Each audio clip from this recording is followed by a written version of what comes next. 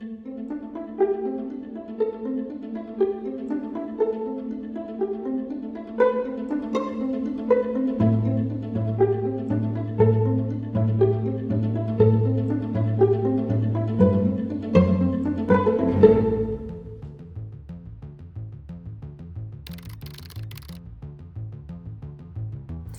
7 years ago, Belarus acted as a peace broker in the Russian-Ukrainian conflict, hosting the Minsk Protocol negotiations and posing as the West's strategic partner in strengthening regional security.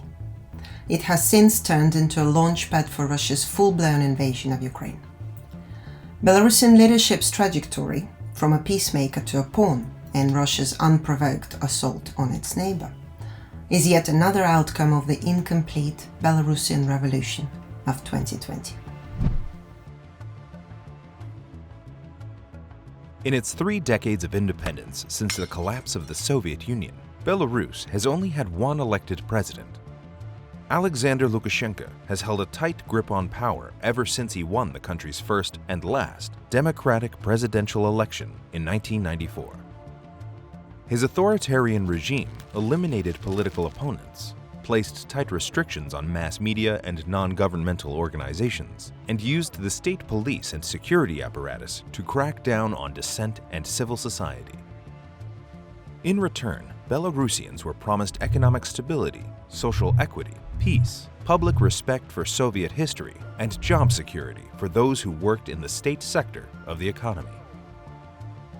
For over a quarter of a century, this social contract, funded by Russian subsidies, seemed to work, making Lukashenko the longest-serving European ruler today. But in August 2020, Belarus exploded in mass protests after Lukashenko was declared for the 6th time running the winner of the presidential election. Tens of thousands across Belarus came out into the streets to register their indignation over such blatant electoral fraud. When the authorities responded with unrestrained police violence, the country was plunged into a deep political crisis. The protests were fueled by widespread frustrations over the declining economy, but they also testified to a social and cultural chasm that had opened up between Belarusian society and the man who insists on ruling it. Belarus is an overwhelmingly urban nation. 78% of Belarusians live in cities. 85% of the population are online, according to official statistics cited in the Freedom House 2021 report, Freedom on the Net. Unlike Lukashenko, who admitted to ignorance on this score, Belarusians are active users of smartphones. This enables many to bypass government restrictions on mass media and access alternative sources of information. Data collected by the World Values Survey showed that in the last decade, Belarusians have grown far less reliant on state paternalism, which underpins Lukashenko's social contract and his self-styling as the father of the nation. The value of self-reliance was propelled to new heights by the regime's disastrous mishandling of the COVID-19 pandemic in 2019. Люди на тракторе работают, никто не говорит про вирусы. Там трактор вылечит всех. Its failures offered society a crash course in self-organization and grassroots initiative, with communities organizing fundraising and deliveries of PPE and other supplies to hospitals. They relied on digital technologies and smartphones, and the experience provided a training ground for both the pre-electoral campaign and mass protests in 2020. Digital voting and the use of Telegram channels became part of the opposition's new strategies. Their efficiency and the depth of popular dissatisfaction were reflected in levels of popular participation in the pre-election campaign not seen in Belarus for decades. The shift in the political preferences of its urban, digitally sophisticated, and increasingly self-reliant electorate was manifested in the social background of the trio that fronted the united opposition to Lukashenko: a musician representing a jailed banker, the wife of the founder of Belarus' version of Silicon Valley, and the English-speaking wife of a jailed blogger who had exposed the failures of Lukashenko's social contract on his YouTube channel. It was not the first time that anti-Lukashenko protests were met with brutal force, although the police violence in August 2020 reached a qualitatively new low, including torture, rape, and assaults on minors and passers-by, leading to several deaths. But it was the first time that state violence sparked such broad mobilization of society. Protests resumed with new force, and within a week, Belarus saw the largest demonstration in its modern history. Mass protests persisted through the autumn, even though by September, all leaders of the opposition, including Svetlana Tikhanovskaya, were either pushed out of the country or imprisoned. It took the regime another 3 months of relentless repression to drive the protest movement underground. Lukashenko's victory, if victory it is, looks far from elegant, a word he used to describe his previous re-elections. A year and a half of repression sank the country deeper into crisis. The regime's loss of legitimacy has been irreparable. Its success in shutting down mass protests by force cannot be mistaken for popular endorsement.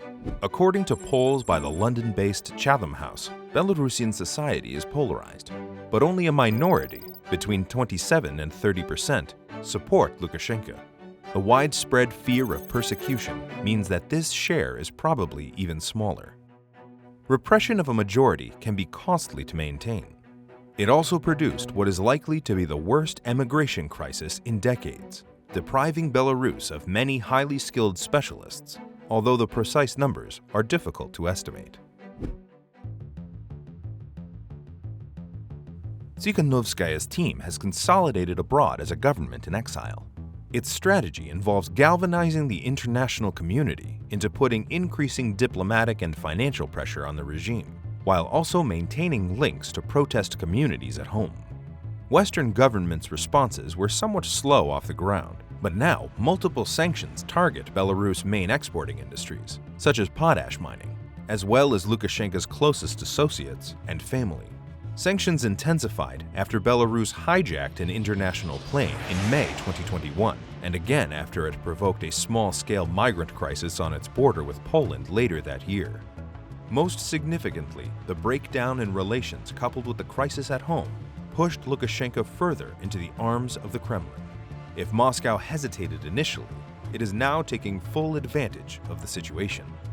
Minsk's new position of deeper dependency on Russia first brought its troops briefly into Kazakhstan in January 2022, and then into far more dangerous waters with the Russian invasion of Ukraine that February. Lukashenko's complicity in Putin's war dealt a heavy blow to Belarusian statehood.